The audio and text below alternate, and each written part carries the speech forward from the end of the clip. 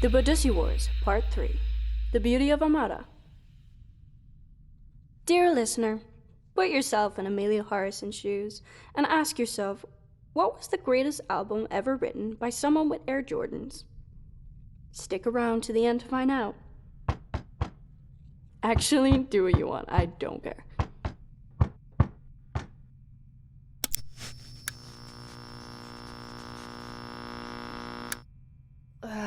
What am I going to do now? The windows won't open and the entrance on the other side is gone as well. Oh, what did I get myself into? Why did I think I could do this alone? I think I heard something wet and gross. Do I dare check it out? Just do it, Miss Eden. The sound gets closer. A sound of sloshing mixed with the putrid scent of wet food after it's been thawed.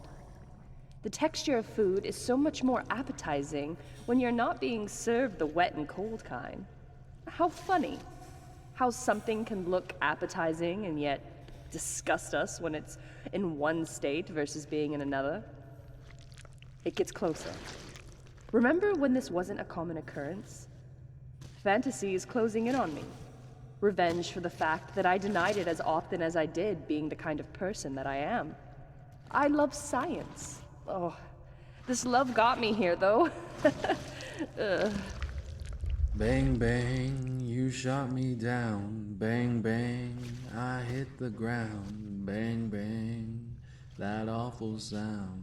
Bang, bang, my baby shot me down.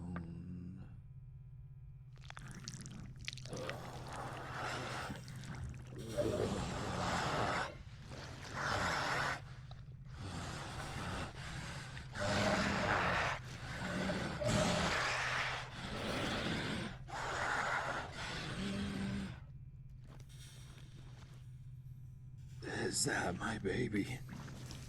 Is it really you? Is it really you? I've always been here, waiting for you.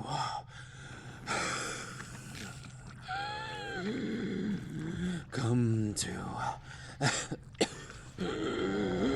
Big Brother Emile. Oh my God! Emile? Emile, why? What are you doing here? I found myself in hell when I wasn't around you.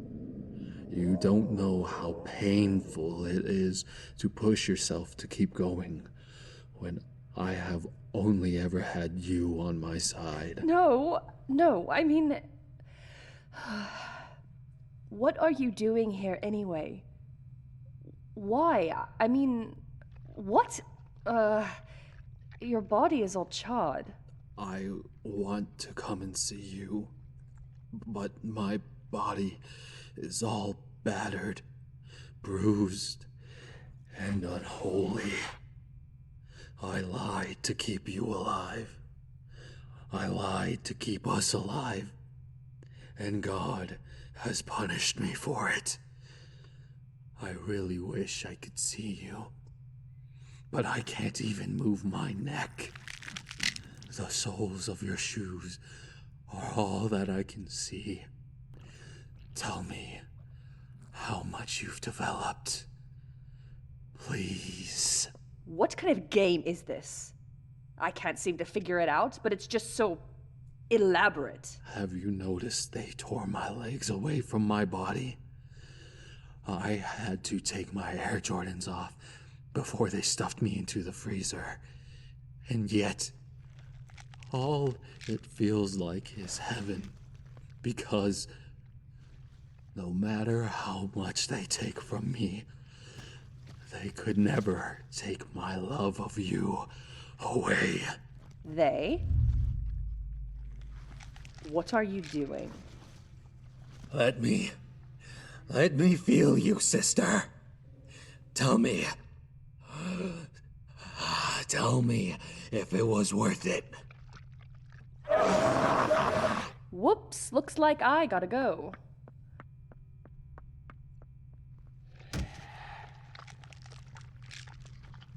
Why do you run away from me, sister? Wake up. This is all a bad Please don't Wake up, run. wake up, please. Your big brother. Wake up, wake up, wake up. Emile just wants This to is all a feel. bad dream. Wake up, damn it. Wake the hell up, please.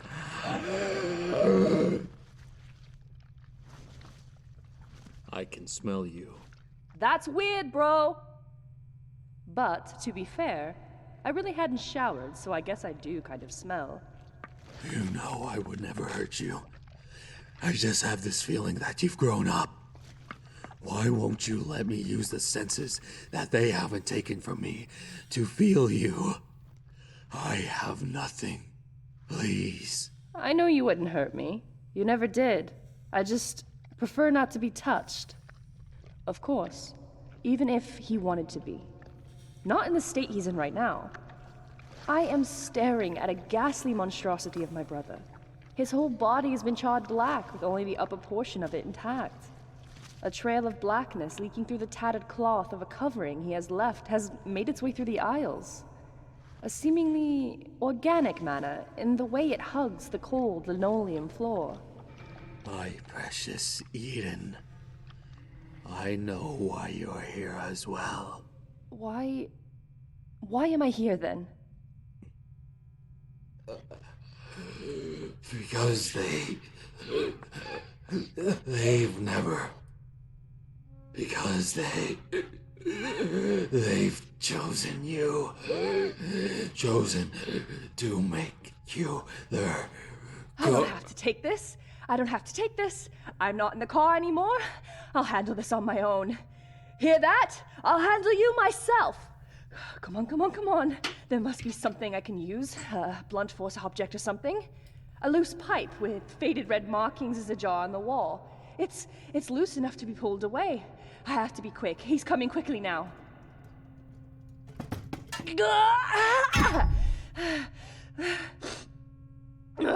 Let's do this.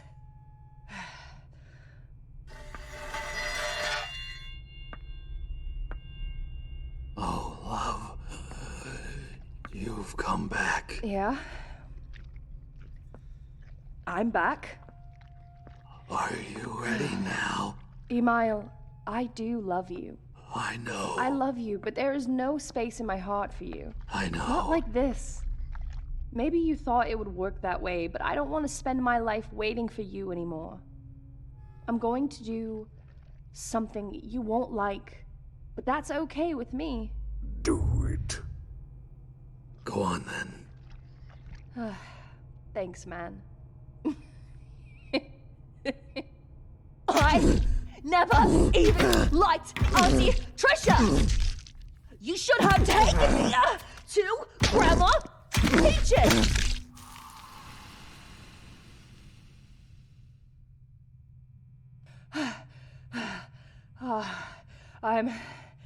I'm ready to go now. I let my body slip onto the cold linoleum flooring. A thud and then a knock. My world has gone silent once again.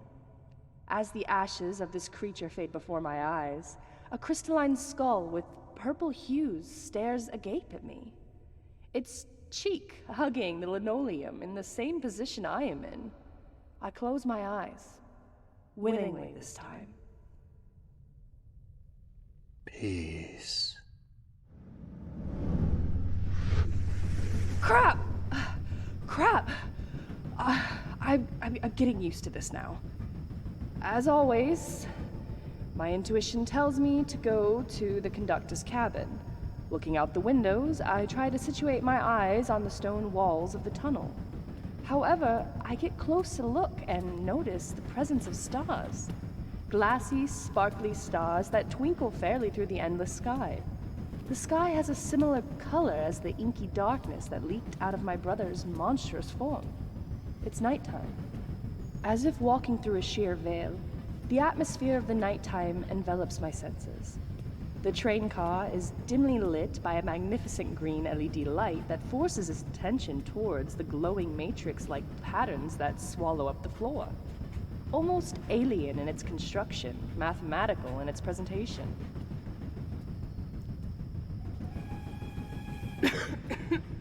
In my peripheral vision, I realize I walk past a woman in a black hat with a veil covering her face. She blended into the surroundings, so I turn around to see if I can get a closer look, but the silhouette has vanished. Seemed familiar, too.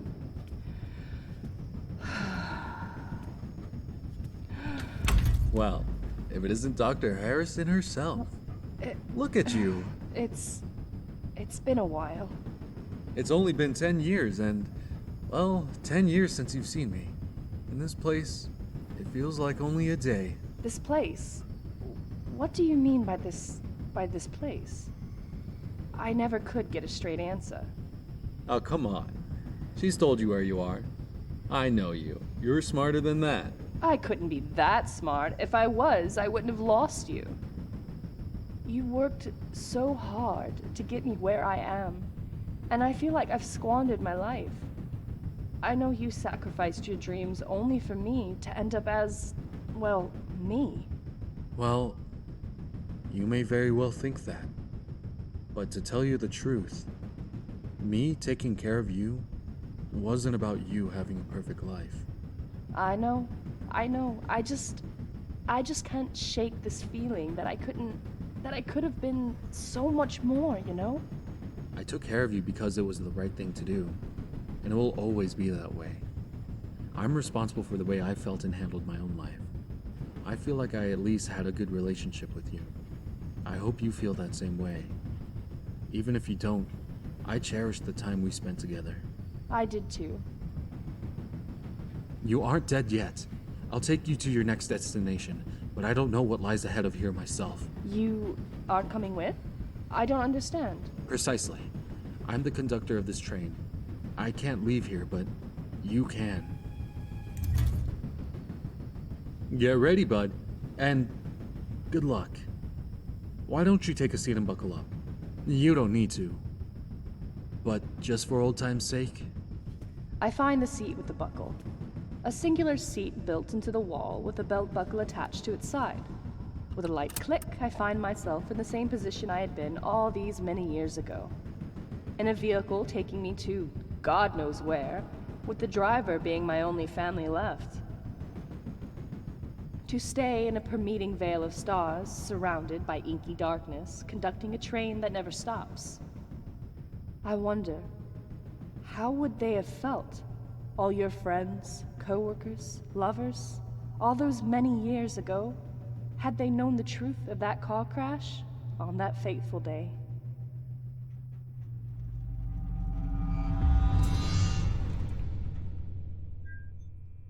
Ugh, disgusting. Get up, whore. I said get up. Who just slapped me? Never mind who just slapped you. Put this gas mask on. We'll talk later. Come now.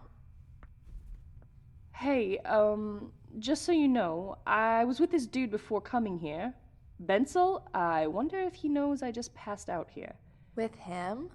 You're together? No, it's not like that. He's my, well, it's a complicated situation, really. He's my ex-friend's... Shut up. You talk too much. Anyways, the car you left just exploded. Well, I can't say I'm surprised, honestly. I mean, I hope he's okay. We're here. Get in my Mercedes. Yeah, I know. It's nice, but please don't get my seats dirty.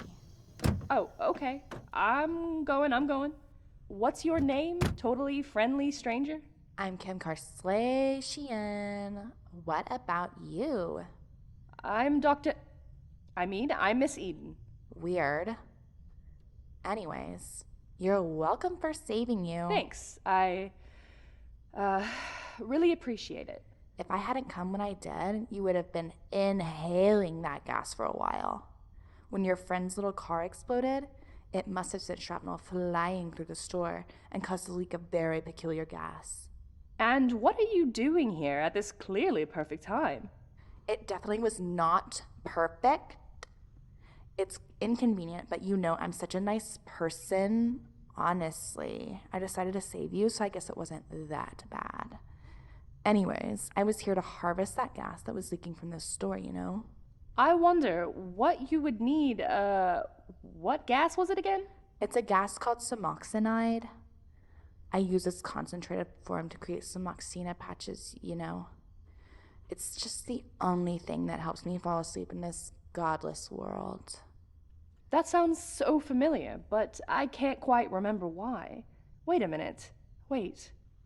I think I dropped something. Okay, well, go get it then. I had to go back there. It was this urge in the back of my mind. My curiosity controlling my craze. I noticed a blue satchel with some dust and some black soot burned onto its fringes. It seemed new, though. I take the bag, flip it over, and read Phase 2, Property of Chapino. I quickly take it and calmly walk my way towards Kim Karslayyian's fabulous vehicle. Aw, look who came back. I'm back. Obviously, slut. Ugh. Buckle up, loser. We're going star shopping. Ooh, how expensive. I wonder, are you trapped in the Veil of Stars, Emile?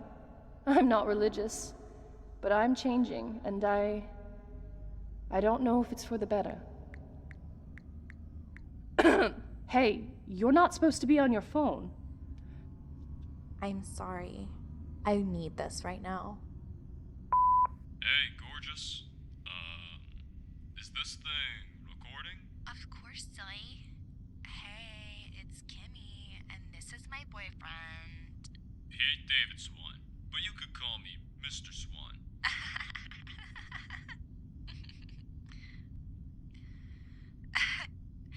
Okay, Mr. Swan. I take it you like to go on long walks by the moonlight? Hell yeah, I do. And, Huh? you like to go on walks in the moonlight with me, you silly. Silly Billy. You never should have followed her. I'm sorry about that. Oh, it's not a problem at all. I can understand how you truly feel. I miss him so much. I wish he could just be here in the car with me. Even if he makes me nuts, I just miss him. God. What's happened? Basically, we lost each other during the you-know-what. Okay, yeah, I guess. There's a clearing over there. Let's take a break. I have to pee. Be back in 5. Okay, call me when you're done then. I've never loved someone the way Kim has. I guess I'm a bit apathetic. I mean, I've always imagined what it's like, but perhaps my love has already been spent. I'm depressing. How deprecating. Anyways, enough of that.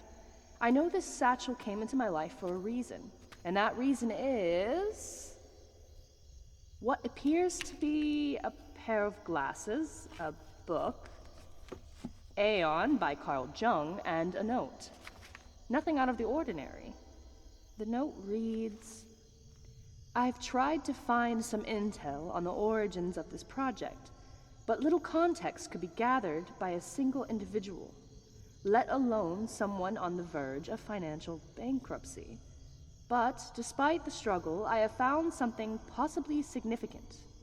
A lot of the documents on this has been lifted out of existence, presumably expected out of something as significant as this. However, out of the remaining data I have found, it's been manually modified. But what I don't understand is how can you go so far to do something as absurd as this? The note ends there. Whatever that's all about. The pair of glasses seem to have a slightly raised button inlaid on the right side of the underside of its frame. When pressed, a frenzy of thermal colors and texts invade my vision. It appears to be able to scan the darkness and create a heat map of its exact structure with proximity sensors. The text appears to identify anything the eyes are focused on, almost like an AI software has been embedded into them. With the glasses on, I see Kim on top of the car, sitting down, back towards me. A hazy blue around her body and a faint red in the center where her heart is. The AI reads, Kim Karslayyshian, mother, millionaire, law student and billionaire. You're my Aladdin. It's Jasmine, sweetie. Jasmine, yeah, that's what I said. Whatever. Ready to hit the road? Yeah.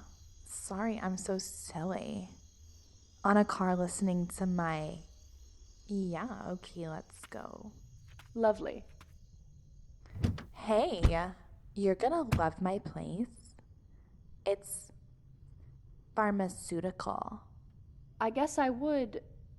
Wait, hey, what? It's kind of my occupation for now. I would prefer it if you supported me instead of judging me when we get there, okay? Oh boy, here we go.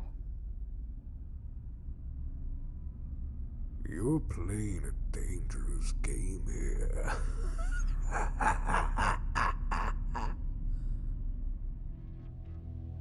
And now the answer to the question, what was the greatest album ever written by someone with Air Jordans? The answer is the sound they make when the wearer threw them off and decided to sing in his bare feet. Get it? I don't. Bye.